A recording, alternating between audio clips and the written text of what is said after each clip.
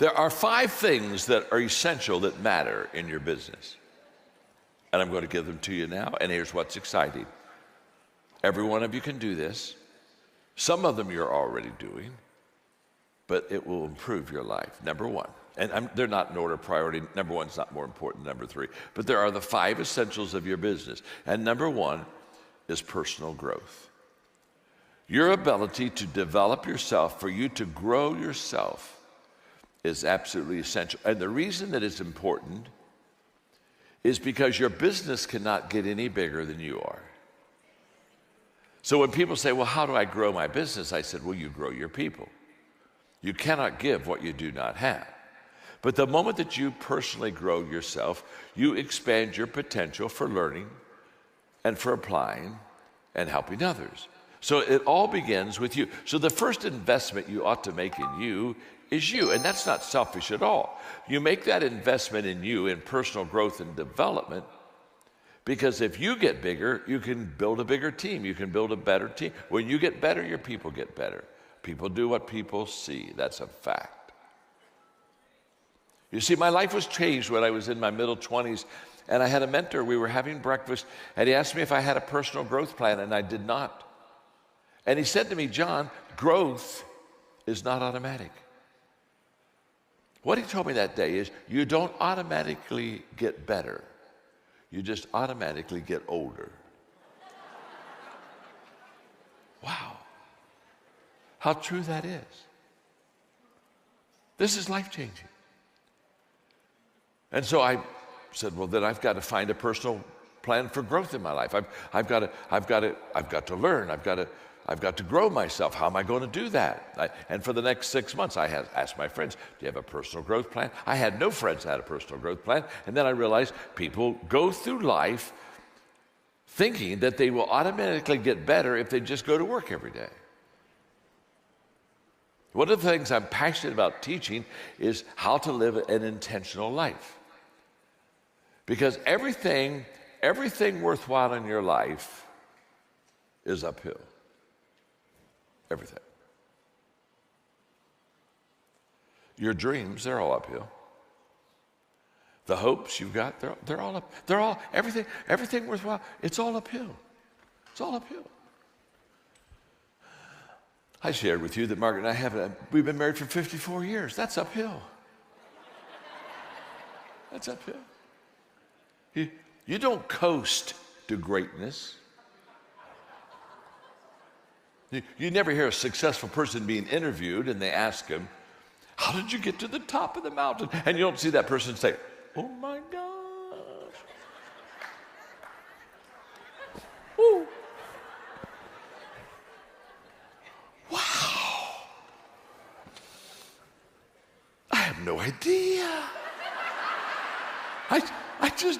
This is huge. I just woke up and here I am.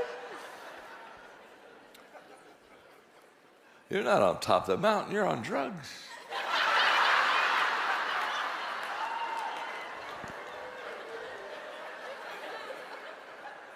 You only got here to the top intentionally. It's not an accident. No one ever drifted to a desired location. So here we go. You have to be intentional. Everything worthwhile is uphill. The challenge is, here's the challenge. The challenge is this. We have uphill hopes, but we have downhill habits. You cannot go uphill with downhill habits. And one of the downhill habits that people have is they think that success should come easy, success should come quickly, that they ought to be able to put a little bit of effort and get a big return. Huge, huge bad habits. And the first thing you do to be successful is you determine that you're going to every day improve your personal life. You're going to grow. You're going to get better. Now, I'm so passionate about personal growth. I've been doing personal growth. I was about 25 when Kirk Campmeyer at breakfast told me this, and I'm 76. So for 50 years, I've been every day growing and learning, and this is amazing. I'm so passionate about it. When we had children, I put all of my children on personal growth plans. Now we have grandchildren. They're all on personal growth plans. My father, when I was in the 7th grade, I'm the middle child. I have an older brother, younger sister. He put us on a personal growth plan. In the 7th grade, he looked at each one of us. He said, now, I'm going to require you to read 30 minutes a day. And I will select the books that you read. And I will pay you an allowance for reading books. And so he picked the books out. Whatever he bought the book for, that's what he paid us. And so from the 7th grade through high school, every day, my brother, myself, my sister, we're reading 30 minutes a day, all the great success books. By the time I graduated from college, I had read How to Win Friends and Influence People every year, 6 times, and I'd taken 2 Dale Carnegie courses. Now you have to understand, all my friends, they didn't get paid to read books. All my friends got paid to do chores. In fact, I went to my dad and said, you know, all my friends, they get allowance to do chores. I think that's a good idea, don't you? He said, that's a terrible idea. He said, I don't pay you to do chores because you do chores because you're part of a family. And I don't pay you to be part of a family. He said, let me explain it to you like this. He said, by the time you were born, you already owed your mother for 9 months of room and board.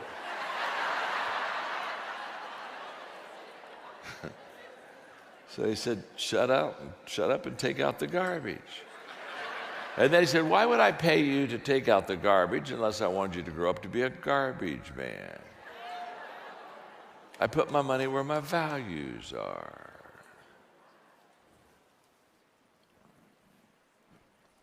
Life-changing.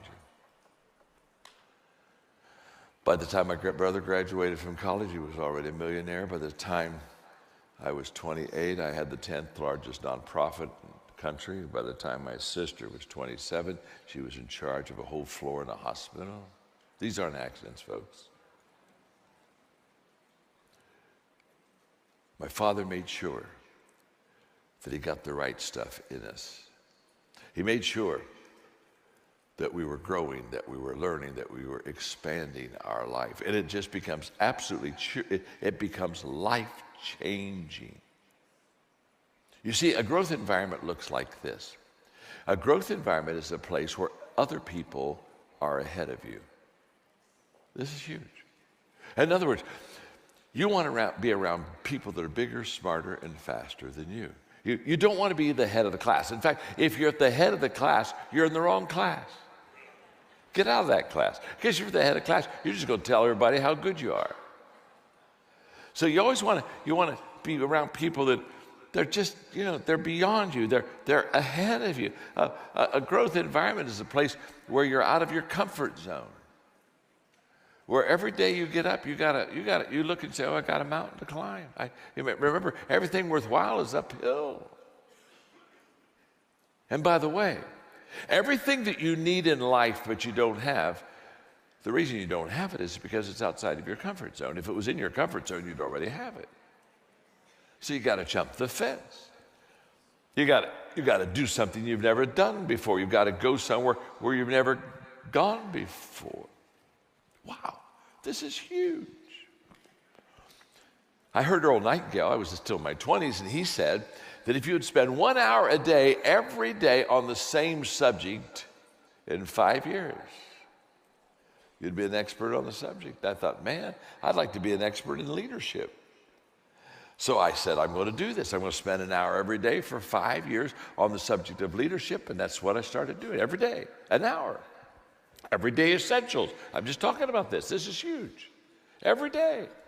I read about leadership. I practiced leadership. I asked questions about leaders. I had leadership experiences every day. 1 hour. And Earl Nightingale said, in 5 years, I would be an expert on leadership. So I started off with a countdown. I thought, okay, he says 5 years. And, I thought I was Cape Canaveral. 5, 4, 3, woo, in a few years, I'm going to take off. I'm going to be an expert.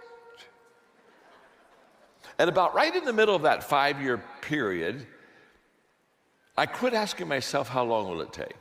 Because that's what countdown people do. How long will it take? How long? Well, 5, 4, 3. Because all of a sudden, the practice that I was having every day for 1 hour about leadership, I was beginning to learn to lead better, and I was starting to build a team, and people were starting to follow, and we were starting to build a business, and it was starting to get a lot better, and I saw I was growing, and I saw my people were growing because they were watching me lead, so they knew how to visually lead. And so about 3 years into this process, I quit asking, how long will it take? And I changed the question to, how far can I go?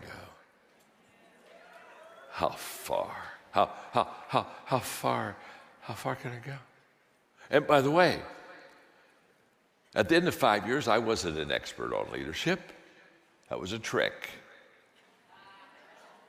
Because after 5 years, was I a better leader? Of course, but you see, if you grow, what you do is the more you grow, the more you know you don't know. And the more you know you don't know, the more you know you need to grow, because you don't know all you need to know. So you say, I know I need to know all I got to know, so I've got to grow so I know more. So the more you know, the more you always know you don't know. The only people that are experts are people that think they've arrived. This is huge. And I'm still growing. I'm 76. I'm still learning. I'm still growing. I'm still writing new lessons. I'm still doing new teachings. I'm still going and learning in new places. This is huge. Now, I want to promise you. You need to constantly, continually, passionately, every day,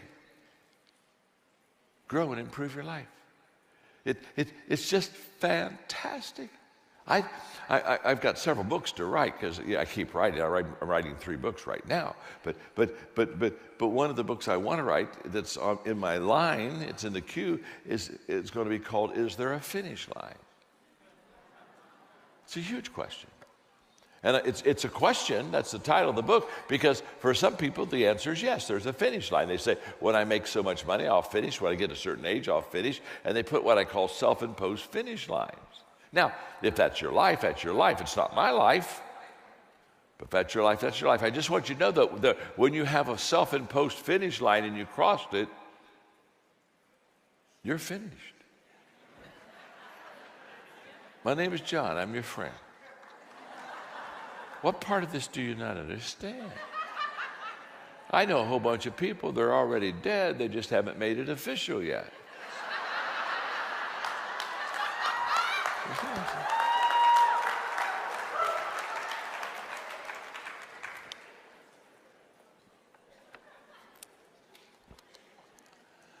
I was having lunch with my dad when he was 92. He worked full-time through his 95th year. And he said, we were having lunch, he said, look at me, son. He's 92. Always growing, always learning, always improving. At 92. He said, son, I've been thinking about it. He said, I think my best days are still ahead of me. He's 92. He's 92. I know people 22 who can't say that. You can only say your best days are ahead of you because if you're growing, because the only guarantee that tomorrow is going to get better than today is that you're growing today.